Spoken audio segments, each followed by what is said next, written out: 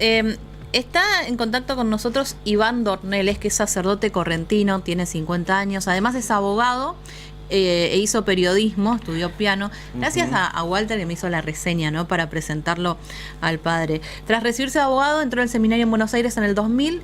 En 1998 el arzobispo de Buenos Aires estuvo frente al seminario. Allí se conocieron con Bergoglio. Fue colaborador del entonces cardenal. En 2010 le regala un libro al padre Iván. Este lo acepta, pero dice que luego de leerlo lo va a donar a una biblioteca de Corrientes.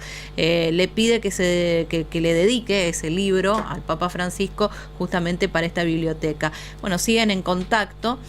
Ahora está al frente de la parroquia Misericordia del barrio Mataderos en la ciudad de Buenos Aires. Estuvo varias veces en Roma visitando al Papa. Así que justamente hoy que se está haciendo una especie de conmemoración por estos 10 años de papado, bueno, vamos a charlar un poco con él. Iván, ¿qué tal? ¿Cómo le va? Buen día.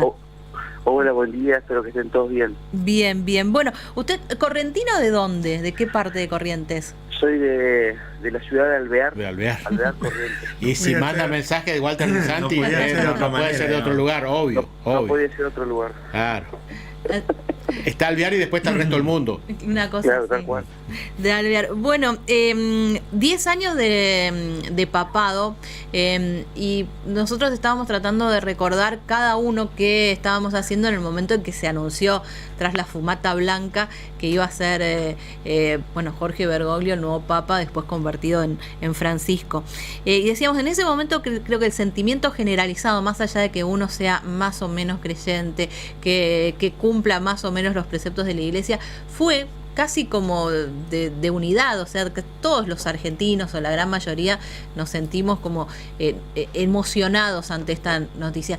Y después dio la sensación de que la figura del Papa en Argentina cayó en una especie de grieta. ¿Cómo lo vive usted? A ver, también con esa cercanía que le permitió conocerlo allá en el seminario, y si cree que también hay algo de eso, de una grieta a la hora de analizarlo, de verlo. Claro, sí. Por ahí uno tiene que pensar esto en el mismo Jesús. Cuando vino Jesús generó grieta. Unos estaban a favor, otros estaban en contra. Es más, lo llevan a la muerte a Jesús por estar incómodo con su figura y empezaron a confabular y decir, nos mueve las estructuras, dicen cosas que no nos gustan, hace cosas que no nos gustan, se junta con personas que no nos gustan, y eso está en el Evangelio, así tal cual, como estoy diciendo, y eso va haciendo como el microclima, digamos, para llevarlo a la muerte, pero tenía otra finalidad la muerte de Jesús. Con el Papa pasa lo mismo. Yo creo que nos estamos perdiendo por entrar en nuestra dieta, por estar a veces en pequeñeces, por estar con una mirada cortita, ¿no?, como a corto plazo, ¿no?, y no una mirada grande, a largo plazo, gigante, con soñar. Estamos perdiendo el tiempo de Francisco, no muchos, no todos, pero muchos nos perdemos eso, digo, por no leer lo que él dice o no por escuchar en primera persona, nos perdemos eso. Y a veces pienso yo cuando veo periodistas o situaciones o personas de la parroquia que me dicen, pero esto dijo, porque escuchamos interpretaciones, ¿no? Escuchamos personas que interpretan y dicen, el Papa piensa esto, o un fragmento, ¿no? Un fragmento. Si vos escuchás un pedacito, un fragmento, no lo vas a entender, digamos, ¿no? Y enseguida te va a hacer ruido la situación, digamos, ¿no? Pero si uno mira lo que él dice, yo ahora estaba mirando, ustedes habrán visto los reportajes que estuve dando estos días, sí, y que da cada 6 meses, una vez al año, da algún reportaje. A mí me parece impresionante lo que él dice, lo que él piensa y cómo logró acercar el papado y la iglesia y a lo sencillo, a lo simple y como a lo cotidiano. En realidad, padre, terminamos nosotros, en realidad los argentinos, envolviéndolo en la grieta que en los últimos años divide la Argentina, y eso lo ha alejado más de nuestro país, digamos, ¿no? Sí, claro. Sí, yo no creo que él esté. Yo estuve el año pasado en mayo con él y tuve una charla personal, que casi una hora estuvimos charlando, ¿no? Tuve como ese regalo de estar con él, digo, que tiene 10.000 cosas para hacer, 10.000 líos, dedicarnos ese ratito, digamos, y la verdad que él no está como nosotros pensamos, por preguntas que le hice, que si yo, él no está en la política diaria, por ejemplo, no está en la política diaria. Claro, que a veces eso, los mismos medios de comunicación son los que, sobre todo por ahí algunos medios específicamente, que ponen en boca de Bergoglio muchas de las cuestiones que no dice, que no piensa o que no hace, digamos, porque de pronto termina pasando esto. Hoy hay un artículo de otra persona que lo conoce muy bien, que es el arzobispo de La Plata, que dice, y nosotros estamos esperando que él diga lo que queremos escuchar, donde que nos dice lo que nosotros queremos escuchar, ahí empezamos a decir que esto, que el Papa peronista, que por qué hace esto. Digo, cuando estuve acá en Buenos Aires era genial el trato que te daba, la cercanía que tenía, las palabras que tenía, el horizonte que marcaba. Realmente una nueva iglesia. Y esa es la parte que nos estamos perdiendo en realidad. Absolutamente, digamos, ¿no? absolutamente. Yo digo, gracias a Dios fui formado, mi seminario empezó en el 2000, él empezó en el 98, todo mi seminario fue con las pinceladas, ¿no? de Bergoglio, y la verdad que fue otro seminario profesional, serio, y así fue nuestra formación y los años sacerdotes. Y con una visión totalmente diferente a algún sector de la iglesia. Él es jesuita. Sí. Él es jesuita. Hay un combate interno entre la iglesia a veces de que las cosas queden así, digamos, como en la época de Jesús. Quería que las cosas queden así. Cuando alguien levanta la mirada, dice no, por este camino no, de estas cosas hay que pedir perdón, de estas cosas por acá no, eso genera. Les cuento una anécdota. Hace varios años hay un tema teológico, se llama el mérito. Si nosotros merecemos o no la vida eterna. Es un tema teológico, entonces se le dice el mérito, ¿no? Bueno, etcétera. Yo le dije al cura, ese es un fin de semana que todo el evangelio trata sobre eso, si no merecemos.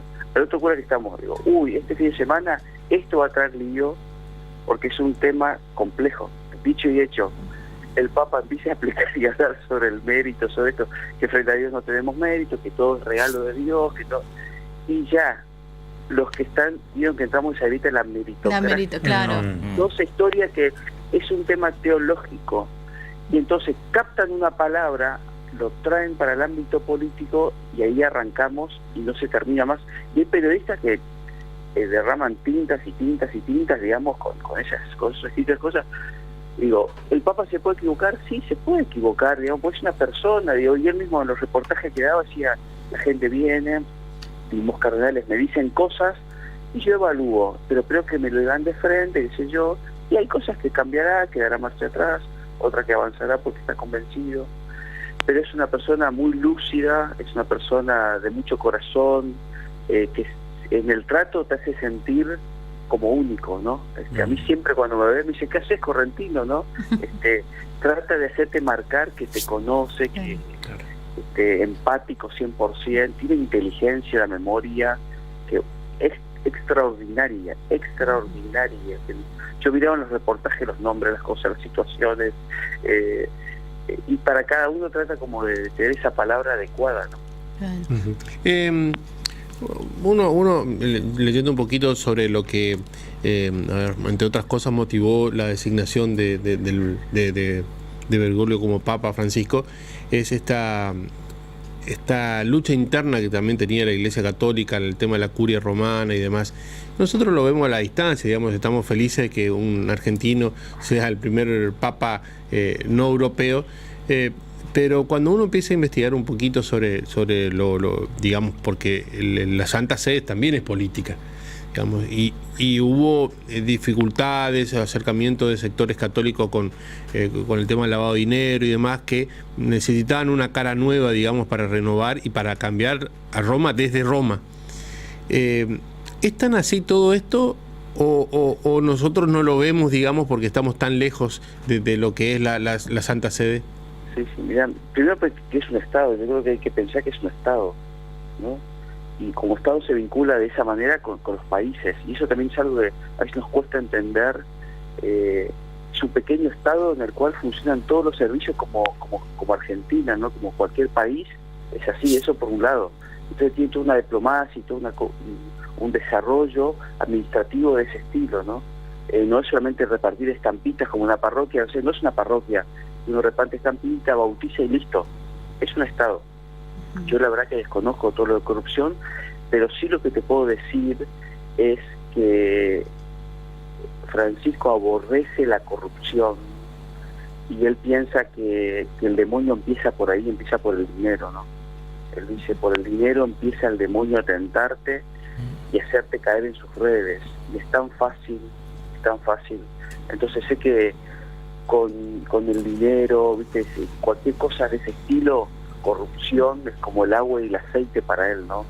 Él siempre bregó por la transparencia y siempre bregó por el dinero. Es un medio, digamos, ¿no? Siempre fue un medio, no un fin para él. También acá en el arzobispado, ¿no? En su administración y en todo lo que le hacía, ¿no? Y así con otras cosas, ¿no? Abusos o cosas. Él aborrece eso y enseguida traigamos luz, pongamos luz sobre la situación, denunciemos lo que hay que denunciar, y que se haga luz, ¿no? Y de ahí se vea blanco sobre negro, ¿no? Padre Iván, muchísimas gracias por su tiempo, un gusto hablar con usted. Bueno, que tengan un lindo día.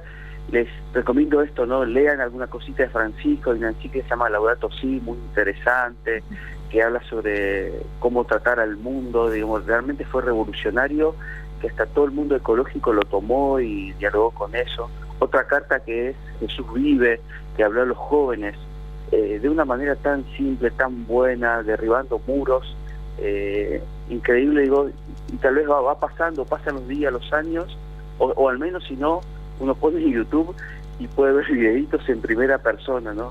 El Ángelus de los domingos a la mañana, del mediodía para Roma a la mañana para nosotros, o las audiencias los miércoles, uno lo escucha en primera persona y realmente es una delicia escucharlo, ¿no? Y lo escucho de primera persona, ¿no? Eso me parece bueno. Que tengan un lindo día y que, bueno, adelante. Muchísimas gracias. Saludos para todos ustedes. Saludos para todos. Bueno, Iván Dornelles es sacerdote que, bueno, tuvo la posibilidad de formarse en el seminario conociéndolo a Bergoglio como cardenal en ese momento. Nos contó que el año pasado viajó y hablando de esto, ¿no? De la figura del Papa, que es la consigna el día de hoy. Ya desde la semana pasada se empiezan a ver, bueno, justamente informes, estas entrevistas que han sido publicadas. Y coincido en esto que decía que hoy por hoy, a mí me parece que es una señal o una marca de época. Hablamos, opinamos, debatimos, nos enojamos por cosas fuera de contexto, ¿no? Vos fíjate lo que es una de las redes que te permite hoy tener más acceso a información, que es Twitter. ¿Cuánto se puede contextualizar, aunque sea un hilo, ¿viste? Pero es todo muy descontextualizado, y muchas veces me gustó lo que contó la anécdota esa del mérito, ¿no? Como hablando de una cuestión teológica, yo no sabía, automáticamente se asoció que que no estaba a favor de la meritocracia, y al no estar a favor de la meritocracia es como que a todos le corresponde cualquier cosa sin esfuerzo, y se hacen como esas proyecciones y esos traslados que desvirtúan, desnaturalizan lo otro. De todas maneras, siempre vuelvo a esto. ¿Hay un interés real en leer toda una encíclica papal? Debería haberlo, porque en realidad...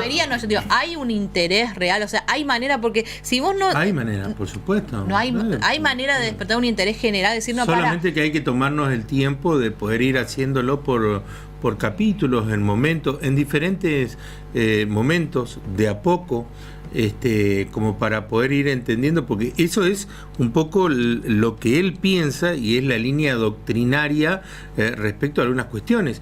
Ahí está, digamos, su razón de ser. Esta cuestión del medio ambiente, esta cuestión de los inmigrantes, esta cuestión del abordaje de determinadas cuestiones dentro de la... Y bueno, eso es... Escuchá, cuando agarré el Face, pero por eso, 4 párrafos ya no lees. Pero por eso, lo que dice Miguel tiene que ser incorporado. El viernes hablábamos de esta cuestión vinculada a nuestros hijos y la escuela. Y hoy nuestros hijos y nosotros como padres leemos los 4 primeros renglones, que muchas veces muchas veces no es lo que dicho por la persona, sino lo que cree o lo que interpreta el que escribió, y nos quedamos con eso. Recién lo decía el sacerdote, lo que dice Miguel. ¿Querés saber qué piensa el Papa? Léelo al Papa, no lea quienes quieren interpretar lo que dice el Papa. Y esto pasa con el Papa, con la política, con el deporte, con todo. Leemos lo que nos dice. Con nosotros mismos. Con ¿Cuántas nosotros veces mismos. dicen que dijimos cosas que no dijimos, o se sacan pedacitos de contexto para generar, digamos, algo? Dudas, rispideces, está enojado con tal, es amigo de tal otro. Bueno, estos días es un especial momento como para también poder leer mucho de lo que ha escrito Francisco, de lo que ha dicho en los últimos días, pero particularmente, ya termino, te rondeo con esto, la Iglesia de Corrientes, el Arzobispado de Corrientes está proponiendo un triduo que arranca el miércoles para rezar, recordar y sobre todo conocer a Francisco. Entonces, incluso ha elaborado un documento que está en las páginas del Arzobispado y en las redes del Arzobispado de Corrientes. Es un documento que está ahí